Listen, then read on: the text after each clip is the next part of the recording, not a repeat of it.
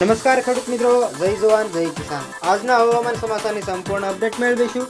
ચેનલમાં નવા હો તો ચેનલને સબસ્ક્રાઇબ કરી લેજો. રાજ્યમાં હાલ શિયાળો વિદાય લેવાને આરે આવેલો છે અને ઉનાળાની ગરમીઓની શરૂઆત થઈ રહી છે. એવામાં કમોસમી વરસાદ માવઠાની આગાહી સામે આવી છે. તારીખ 2 થી લઈને 5 માર્ચ દરમિયાન રાજ્યના વિવિધ જિલ્લાઓમાં વરસાદ પડવાની આગાહી હવામાન વિભાગ દ્વારા વ્યક્ત કરવામાં આવેલી છે. ત્યારે રાજ્યમાં ઘણા જિલ્લાઓમાં વાદળછાયું વાતાવરણ જોવા મળી રહ્યું છે. ચાલો જાણીએ હવામાન વિભાગની આગાહી કઈ તારીખે વધારે છે. ગુજરાતમાં ફરી એક વખત હવામાન વિભાગ દ્વારા માવઠાની આગાહી કરવામાં આવી છે. આગામી 3 દિવસ રાજ્યના વિવિધ જિલ્લાઓમાં કમોસમી વરસાદ થવાની આગાહી કરવામાં આવેલી છે.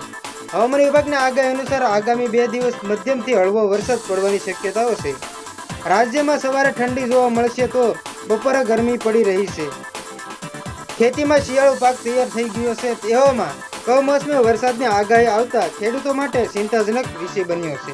હવામાન વિભાગની આગાહી અનુસાર તારીખ 2 માર્ચના રોજ એટલે કે આજે ઉત્તર ગુજરાતના જિલ્લાઓમાં જેવા કે બનાસકાંઠા, પાટણ, મહેસાણા અને બનાસકાંઠામાં ગાજવીજ સાથે હળવાથી મધ્યમ વરસાદ પડવાની આગાહી કરવામાં આવેલી છે. જ્યારે મધ્યમ ગુજરાતના જિલ્લાઓમાં જેવો કે ગાંધીનગર, ખેડા, અમદાવાદ, આણંદ, વડોદરા, પંચમહાલ, દાહોદ, મહીસાગર, છોટા ઉદેપુરમાં ગાજવીજ સાથે હળવાથી મધ્યમ વરસાદ પડવાની આગાહી કરવામાં આવેલી છે.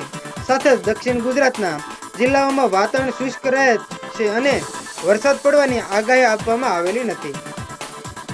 સાથે સૌરાષ્ટ્રના જિલ્લાઓમાં જેવા કે સુરેન્દ્રનગર, રાજકોટ, જૂનાગઢ, મોરબી, ગીર સોમનાથ, બોટાદમાં ગાજવીજ સાથે હળવાથી મધ્યમ વરસાદ પડવાની આગાહી કરવામાં આવેલી છે.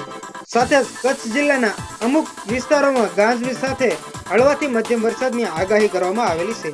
હવામાન વિભાગ અને અંબાલાલ પટેલની આગાહી જોતા ગુજરાતના ખેડૂતો માટે આગામી 48 કલાક ચિંતાજનક રહેશે. હવામાન નિષ્ણાંત અંબાલાલ પટેલે ગુજરાતના તમામ વિસ્તારોમાં ભારે પવન સાથે વરસાદ થવાની આગાહી કરવામાં આવેલી છે. ગુજરાતમાં 15 થી 20 કિમી પ્રતિ કલાકની ઝડપે પવન પણ ફૂંકાવાની શક્યતાઓ છે.